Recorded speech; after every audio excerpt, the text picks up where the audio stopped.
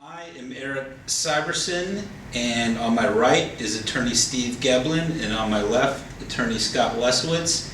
And these two brilliant guys are going to discuss cyber liability law topics with me on this week's Cyber Liability Report from the law offices of Rains Feldman. All right, gang, it's Friday. We're here to give our weekly Cyber Liability Report discussing the latest news in internet-related legal issues, intellectual property, data, and privacy. I wanted to start off this week talking to you, Steve. You've done a lot of defamation cases with me, and one thing that caught my attention this week was the National Enquirer report about Ted Cruz and his 5 mistresses. So what I was wondering is, do you think the alleged mistresses, for example, Amanda Carpenter, who's relatively high profile, she's a CNN commentator, would she have some type of claim at this point, do you think, for defamation or emotional distress against the Enquirer if, in fact, she never slept with Ted Cruz? Well, right now, I think you sort of hit some of the key issues for her having a potential claim.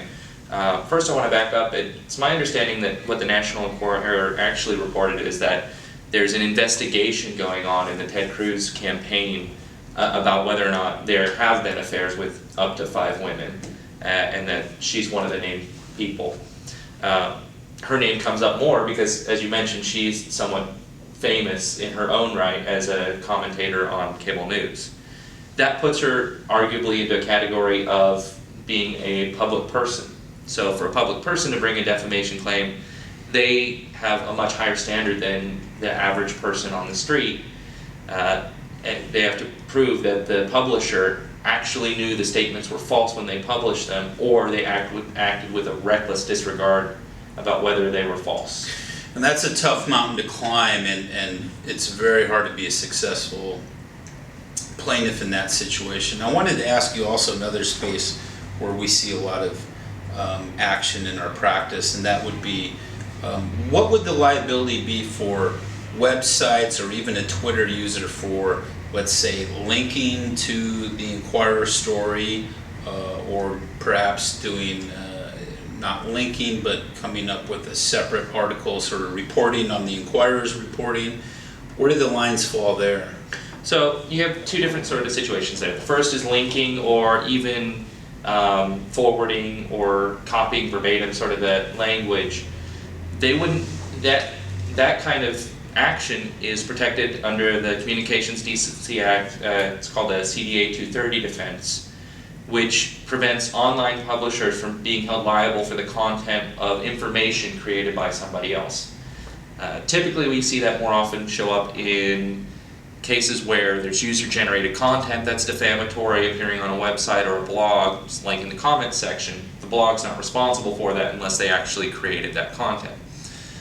In your example or scenario there, if you're linking to the story about the National Enquirer story, it's the National Enquirer that created the content. National Enquirer is the one responsible, not the other website that's linking to it. The other situation you mentioned would be a website that decides to report on the report. So it's not actually reporting that Ted Cruz had an affair with this woman, or this woman had an affair with Ted Cruz, but hey, it is a news story that the National Enquirer has made this report, and that is part of the news.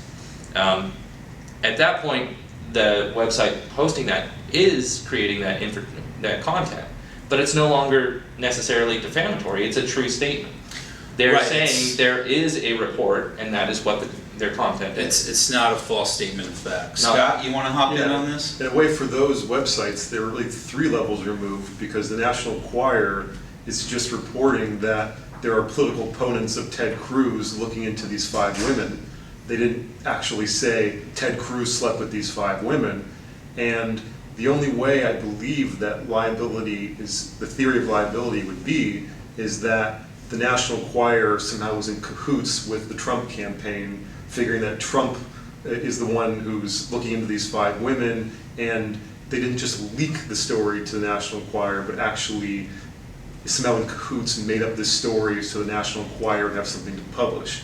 that would be the theory of liability. It starts to get pretty attenuated, and as we can see in the world of, or in the internet age rather, this isn't the old world where you have, you know, traditional publishers or magazine publishers posting something and that's really your only source for it. Now it's kind of like a can of worms and it ends up everywhere online, and I think the message is that, you know, as a plaintiff, as an alleged Ted Cruz mistress, you would have a very tough mountain to climb to establish liability.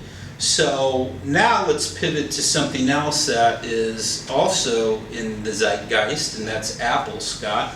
Scott, you used to be a U.S. attorney, so I think you are the perfect guy to ask about the Fed's attempts to get Apple to comply with essentially hacking into the iPhone of the San Bernardino shooters and how that all played out. What are your thoughts? Well, first of all, just to make myself a little bit less important, I was an assistant U.S. attorney for 4 years. Good correction. We don't want to give you too much power here at Raines Feldman, so thank you for that. I did not run the San Diego branch of the U.S. Attorney's Office. But anyway, so... But you understand search and seizure law, which is governed by which amendment? Fourth Amendment. Okay, so you're our guy for this. So what is your take on the way things played out? Let's start with Apple refusing to comply with, I guess, a magistrate judge's order to help the FBI hack into this phone. So Apple is coming out of this looking terrible. So the magistrate, this involved the shooting in San Bernardino. 14 people were killed, and the magistrate orders that Apple help the FBI hack into the phone. And Apple's big concern here are two. One is that in order to help hack into the phone, they were afraid that they would have had to essentially build a security flaw into their iOS 9 system, which then maybe other hackers or other countries could then use to get into the phones. But that was kind of a waste of time because, as we know, someone was able to hack into the phone. So Apple's concern really was not well founded, and they look like a much less secure product, I think, at this point.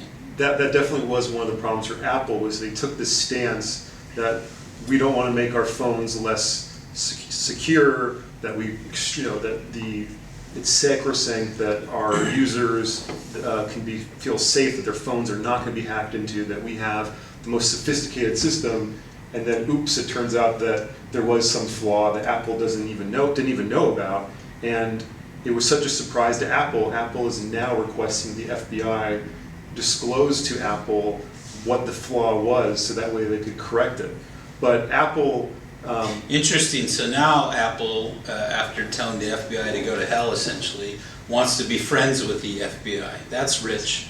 Yes, and before they were getting these orders from magistrates to help hack into phones, and what they did was they started making it harder and harder to hack into a phone, even for Apple. So what they wanted to do was to be able to say, it wasn't the only reason, but one impetus for creating the security systems they did was they wanted to make it so that even Apple couldn't get into the phones, so they wouldn't have to comply with these orders. So Apple got tired of helping law enforcement hack into their phones.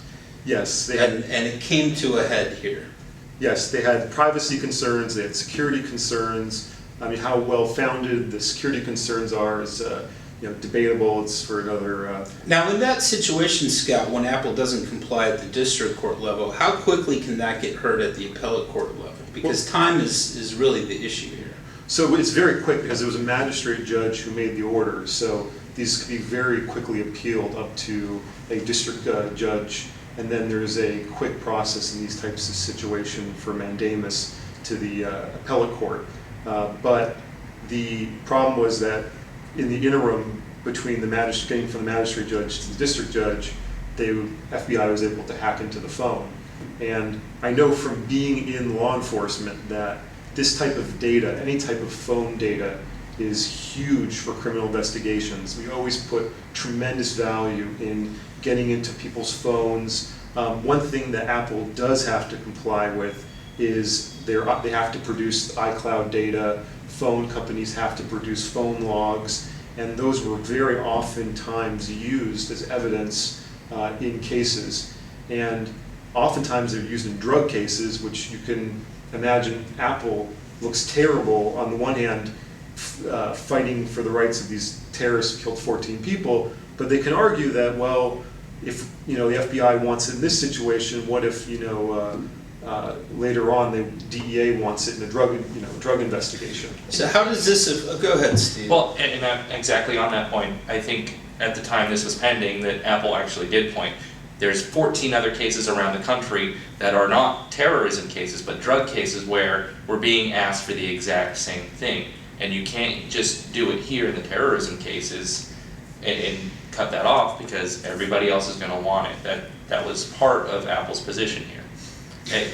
I really don't see where Apple's coming from, frankly, kind of looking forward into the future. I mean, the fact of the matter is most people conduct their lives on their phone these days, and if bad guys are going to be doing bad things on their phone, if I'm a judge, I'm going to allow law enforcement into that phone each and every time unless it's something very, very minor.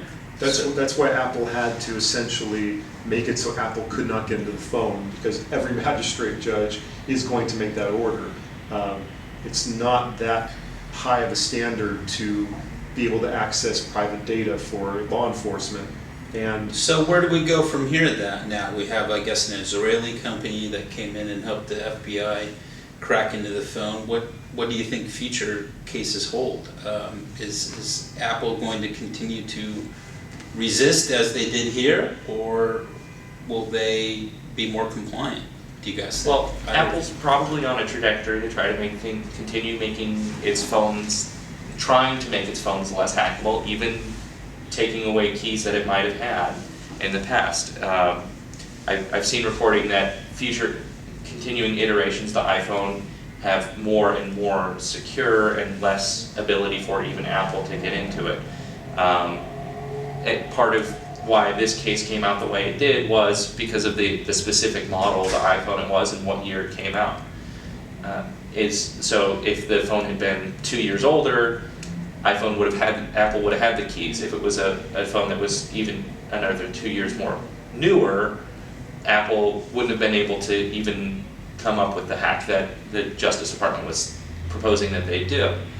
And part of that reason is Apple gets a lot of negative publicity when there are hacks into private lives, like the celebrity iPhone and iCloud hacks. Naked celebrity photos. That's what's driven a lot of Apple's position, because and it's the same. People don't want their naked photos to get out there, and it's actually having an impact with how Apple, I think, approached a very serious matter, much more serious than naked photos. We're talking about radical terrorism in our own backyard here in Southern California. So, yes, and also another thing that Apple faces is that now courts recently have made it easier for victims of hacking to sue the companies who held their data. And so I'm sure that is also partly a concern for Apple, but whatever it is, they're coming out looking bad because they went to bat even though there was concerns that they were fighting for the terrorists. I don't think Apple wants to do that, but that was the perception. And then at the end of the day, it turns out their phones weren't as secure as people thought. So yeah, Apple does not look good, but I guess what I think I'm hearing, guys, is this is just the first in a lot of these battles. I mean, I don't think anything was resolved here at all, and Apple will continue to try to make it more and more difficult for them to get into their own phones. I mean, that's kind of their position now as it is. They'll just continue to make it more and more difficult. So they say, well, we don't have the keys, so don't even ask us. Which is pretty interesting when you think about it, with all the data that these companies accumulate and play a role in. So, well, I think there's a distinction there between all the data that the companies accumulate. I think Scott said it before, the iCloud information that Apple had, so the data that Apple actually had on its servers, it had already turned over to the FBI before the hacking the phone became an issue. It's the data that's stored in the personal little device in your hand that Apple said, that's where we can't get into anymore because we don't control that. That's a good point. So Steve, one last thought, what type of data is that generally? I mean, are we talking about text messages? Are we talking about emails? It's the most personal of the personal information you probably have. Your entire life now is lived on your cell phone. It has your contacts, your text messages, your phone logs. Of course, your phone company keeps a log of your records too, but doesn't keep a copy of It's not on the iCloud server. What will show up on the iCloud server would typically be like photographic and video content, right? Anything that you have set to back up there. So you might keep on your phone photos for your phone only and tell your phone, don't back this one up to the cloud, and that might be your personal stash of whatever. If it's your private pictures with your wife or your girlfriend or boyfriend or whatever, those ones won't be on the cloud, they're on your phone. And I think we'll probably have lots of court decisions in the future about how private and sacrosanct those phones are going to be. And those are getting more interesting, I think, as we go along. Well, very interesting, guys. Never any shortage of topics in this space. We left out the D'Angelo Russell, Nick Young fiasco with the Lakers. Maybe we'll hit it next week, maybe not. But that's the Rains-Feldman Cyber Liability 20 minutes, let's say. We like to call it the Cyber Liability Minute, but we actually go quite long because we have so much to talk about. So